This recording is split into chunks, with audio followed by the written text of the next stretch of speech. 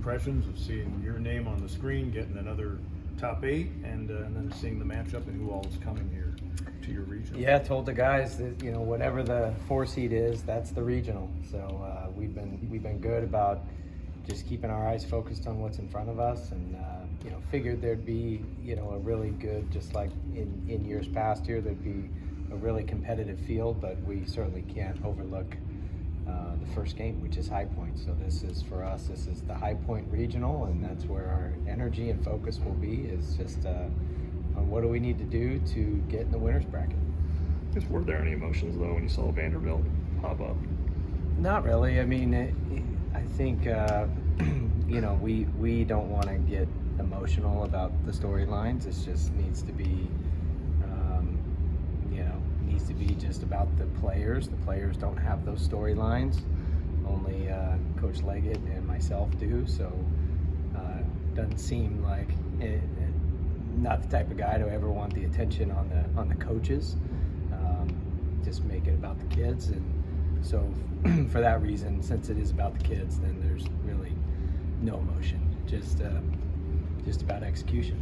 For the guys who were on the roster last year, is there some benefit now, in a positive way, the pain they experienced at the regional last year? Can that be used? Oh yeah, 100%. Yeah, I mean, we label adversity as a good thing, and none more than the way last year ended after the way it was going prior to that. With a wind streak and going a million miles an hour, and then just kind of crash and burning all at once, and like a less than a 24-hour period. So the taste of that and the feeling of that has certainly fueled the returners on this team, and it's really it's been a chip on their shoulder. We noticed it in the fall, and it was not just in how they approached baseball, but how they approached everything. And they were just elite in a lot of areas, whether it was academics and shattering 2 GPA records the fall semester, spring semester, or their approach to training and games and everything. So I think that all stems from just knowing that the opportunity to get hot at the right time is earned. It's not given, and you got to earn it by doing all the little things the entire time, all along the way, and this group has. I don't want to dwell on Vandy and Coach Corbin. I know High Point is the focus for you right now, but Jimmy Overtoft was a freshman on that Michigan team, was he not, in the national championship? No, he was a freshman in 2020. Okay. But his first game of his career was against Vanderbilt out in Scottsdale at the MLB4 tournament. But no, he was not on the 2019 team. Do you think he's excited about getting another shot at Vanderbilt, even though he wasn't on that team? Obviously, a lot of his teammates had some bitter feelings about Vanderbilt. Probably not. I don't think he thinks that way. I think he's a captain because he keeps the guys centered on what's in front of him. So I don't think he'll think about Vandy until it's time to play Vandy. Honestly, he may say something different, but knowing him, I think he'll be pretty locked in on what we need to do to get in the winner's bracket, and that's playing well against High Point. Do you know if you'll take the earlier or the later game Friday? That's what Hennessy and I were just talking about it. So we put in for the early game, but I don't think we have a choice. I think TV dictates that. So I guess we'll find out. But we did put in to have the early game. And then you mentioned keeping Aiden on that Saturday schedule. So do you know who would go Friday? Have you thought that far ahead? We have, but we're not ready to announce it. How are you playing as a team? I mean, you're 41-14, really good record. But at this point, because again, you want to be playing your best at this time. Yeah, guys are confident. Guys are really confident. We, obviously capitalized on the momentum we got from the walk-off win last game, and but overall, guys are great. They're a low maintenance group. They're a lot of fun to be around, and they're excited about the next challenge. I know you guys aren't, emotional about the matchup, the possible matchup, but you got to understand the fans' reaction to all of the storylines with Coach Leggett and Tim and you and Omaha. You guys have all experienced that. You can understand how they all probably be excited, right, about it. We just need the fans to show up and be loud. Let's just focus on that. If they want to focus on something. Even for the first game last year, obviously the Tennessee game, that unbelievable electricity in the ballpark. But even the first game had electricity. I mean, You think that jacks these guys up, and is it hard to kind of keep their feet on the ground, so to speak, because of the atmosphere? No, when the crowd is loud and they stand up and clap with 2 outs and 2 strikes, and they actually have synchronized chants and they cheer and they get into it, and they're actually an active participant in the game instead of a spectator, our guys absolutely feed off that. And that's what we need the crowd to do. We need DKS to be filled with 6,000 or 7,000 participants acting as if they're the 10th man on the field, not just showing up to watch a game. And if we can do that, wow, I can't wait to hear this place rocking. Coach, your bullpen has obviously has issues this season, and it's kind of been closer by committee, which is usually not the case. But has Austin Gordon kind of grown into that role a little bit? See, everyone says that, but I think our bullpen's good. And yeah, Gordo's been awesome since he made the move to the pen. His numbers, I think, if you just look at his bullpen numbers, he's really good. So yeah, I mean, I like our bullpen. I like our options, and we've got some really good ones out there. So we'll try to, this time of year, you kind of have a pretty good sample size and a feel of who can do what, and then you'll need some outlier performances. Seeing what Jacob McGovern did, and Drew Titsworth, like those guys aren't freshmen anymore, so they're added bullpen pieces to the Lucas Malstats and the Reed Garrises of the world, and some other guys who have starter experience like Barlow and Gordon, doing what they're capable of doing back there. I actually really like our bullpen. I think our pitching, and specifically our bullpen, is really going to rise to the occasion. I guess in terms of, again, everything from last year helped build to this, but just having been in the environment once in postseason, do you think that's something that they've kind of, that experience will help them a second time through, having been in a regional and been here?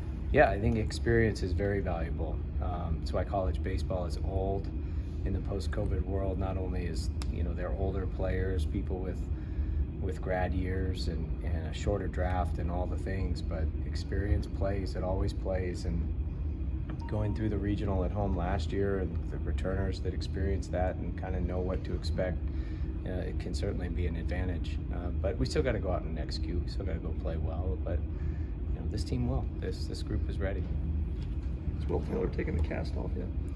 No, not yet. But he takes it off this week, if I'm not mistaken. Does that mean immediate? I mean, that means then more rehab, or once Then the he cast jumps comes off? in and swings and ready to hit jacks. Yeah, I have no idea. I doubt he's going to just jump in there and start hitting again. There'll probably be a build-up time, but either way, it's one step closer to him returning to action. Coach, the ACC is obviously well represented in this tournament, and right up there with the SEC this season. How well do you think going through the course of the ACC play has prepared you guys? Yeah, the ACC is legit. I mean, it's a gauntlet of just explosive players, power arms, good teams, great coaches, and just it'll make you battle tested for sure, because there's no teams in the ACC that are gimmies. Everybody can beat anybody, and you have to play well. You have to earn every single victory. It's really tough, and you just look at the 8 national seeds. They all come from the ACC and the SEC, and this whole field is heavy with those 2 conferences. So just goes to show you the caliber of baseball in this region, this part of the country, and it's just and player development's better. Players are older. Everybody's good. Everyone's recruiting. Everyone's got great players, but the commitment to resources in these programs are just accelerating the development of a lot of these players. So every weekend, it's prepared us for an opportunity like this. Coach, what are some of the mental teachings that you and the coaching staff give to the players as far as allowing them to believe and come back from so many deficits all year? I don't know if we have enough time to go over it, but it's just, as a coach, you try to create an environment. Instead of talking about culture happens over a long period of time. The daily environment is what you try to create and shape. And inside of that environment is a training environment, is a classroom environment, and then you challenge them to push their limits, so there are no artificial limitations that get them to believe that they can do things beyond what they thought were possible. And you do this in the off season, you do it in the preseason. It can be a physical thing or a mental thing or a combination of the two, but you do everything you can to train them to get ready to just achieve something beyond what they thought was possible. But then that doesn't guarantee that it's going to happen. You actually have to go do it when you face a deficit. Our guys have just done that. So the believability stems from our training, but it really is emphasized by their ability to have come back multiple times this year. One of the storylines, of course, everybody, not since 2010, we're going to hear all about it. A lot of these players were 3-4 years old back during some of these games. Do you tell them that? Like, you're not dragging 2011 out on the mound with you. You're not dragging 2013 into the batter's box. I've only been here 2 years. That Yeah. It's all about what happens Friday and Saturday and Sunday. Yeah, everyone wants to talk about that, and the people who bring that up over and over and over and over and over again, those are called Gamecocks. Those aren't Clemson fans. That's South Carolina's fan base that love to troll. So whatever. I mean, they've got bragging rights because of what they accomplished a decade ago, and that's fine. It's Coach Gordon. Yeah, it's Coach Gordon. It's actually my boss, Kyle. And that's fine, and we have to go out and do it. But if you're going to start looking in history books, then go back to the mid '90s and the early 2000s and the Coach Leggett heyday. Go back to Coach Wilhelm's days. This is a blue blood program with plenty of rich history and tradition. And if Clemson baseball truly is back, then we've got to go out and earn it on the field. And we're going to do that not by overlooking High Point, but by getting in the winner's bracket and then try to stay in the winner's bracket in game 2. But it all starts with getting in the winner's bracket on game 1, and what has happened historically doesn't have anything to do with what's going to happen on Friday. We're going to go out and play well. We haven't talked about Coastal at all, but obviously a lot of familiarity there. We didn't play him this year. We had him on the schedule twice, but played him last year, and obviously, really admire and respect Coach Gilmore and the career that he's had and the program he's built at Coastal. And they'll be as dangerous as anybody in this field of 64, and playing with a lot of passion, with players wanting to make sure that he ends his career the right way. And so this is a lot of storylines in this tournament, as we saw with the matchups and the pairings and all the things. But a team that's going to win is a team that plays the best, and that's the bottom line. And we just got to keep our target on that. So it's going to be a mindset that allows us to play well. A lot of your players are wearing the olive drab shirts today on Memorial Day. You got the hat. Aiden was telling us that you make sure that they know, right away as a freshman, how important the military tradition is here. Oh yeah, I mean, patriotism is one of the core values of Clemson University. It's one of the many things I love about this school.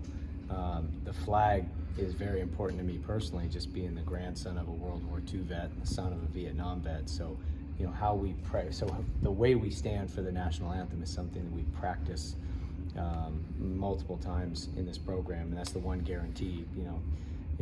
Everyone will see. You may not be able to guarantee the outcome of the game, but I guarantee you're going to see a team that stands for the national anthem a certain way, and that's 2 minutes, 3 minutes, whatever it is, where we can really show our gratitude and appreciation for the men and women that protect and serve this country and ultimately have made the ultimate sacrifice. But it's an opportunity for us to really respect the fact that we get to play baseball in a free country. And so it's a huge deal for us, and every day is Memorial Day, not just today. All right, thank you, Kevin.